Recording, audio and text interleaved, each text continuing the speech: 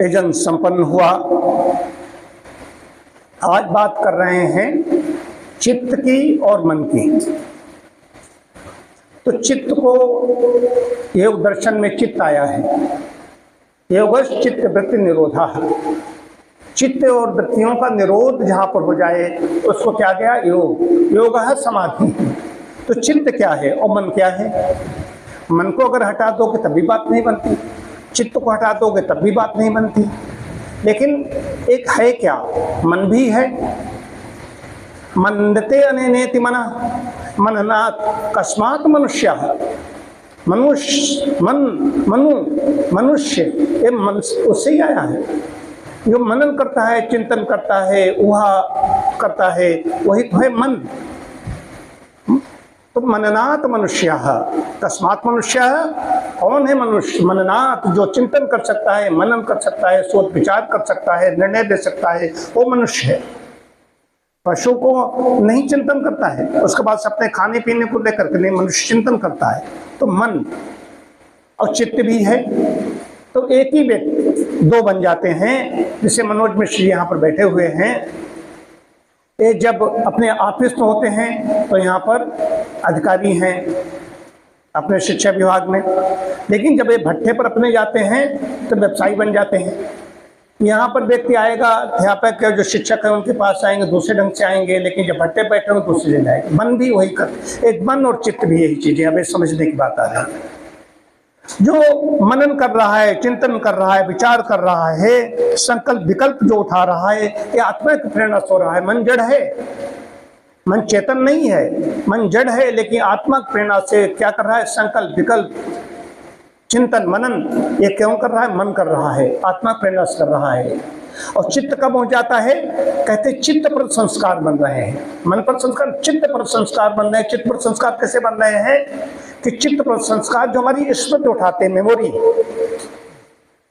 जब हम स्मृति उठाते हैं कि 21 में चौरी चौरस मैंने यात्रा की थी, तो चित्त उठा रहा है कि चौरी चौरा हम गए, वहाँ पर क्या हुआ, पुलिस गाड़ी थी, ऐसा ऐसा था, वहाँ पर हमने हवन किया, इतने लोग थे, नीतू थी, श्रुति थी और वहाँ की लड़कियाँ थीं।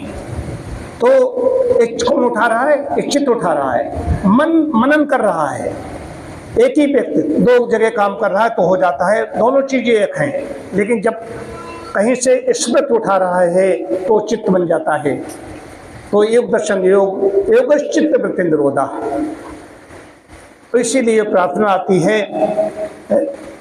महर्षि पतंजलि की प्रार्थना आती है, योगेन चित्तस्य पदेन वाचां मलं शरीरस्य च वैद्यकेन यो अपाकरोत्तं प्रवरं मुनीनां पतंजलिं प्राञ्जलिरानतोऽस्मि।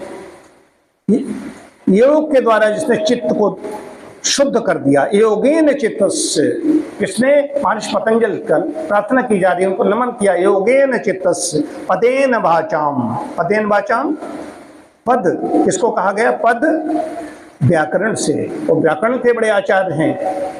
जैसे पाणिनि का आता है वैसे ही पदेन वाचाम, वाणी को शुद्ध कर दिया।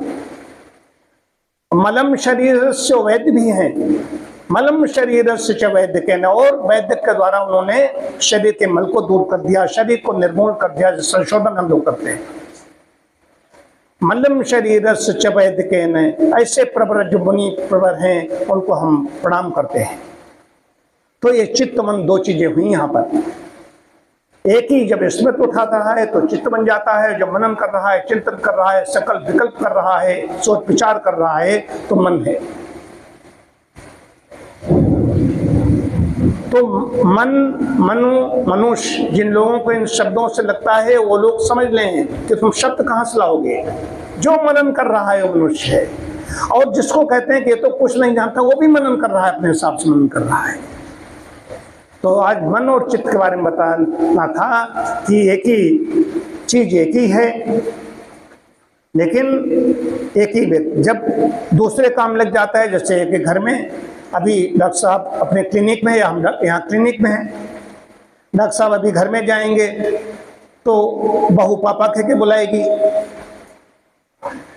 पोता बाबा कह के बुलाएगा, के साथ डॉक्टर एक ही व्यक्ति है, लेकिन अलग अलग उसका उपयोग किया जा रहा है। ये समझने की बात है। तो चित्त मतलब संस्कार जिस पर पढ़ रहे हैं, जो स्मृतियों को उठा रहा है, जहां पर स्मृतियों की छाप पड़ी हुई है बचपन से लेकर के अभी तक, चित्त पर संस्कार पढ़ रहे हैं। इसलिए कहा चित्त पर संस्कार पढ़ रहे हैं। अब मन जो मनन कर रहा है कि इस पर मुझे क्या करना चाहिए, आज बरसात हो रही है, मैं जप यहाँ पर करूं या न करूं, कोठी में करूं, अंदर करूं, ये मन काम कर रहा है।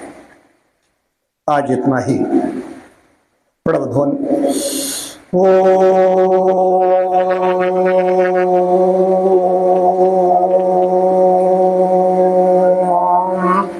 शांति शांति शांति।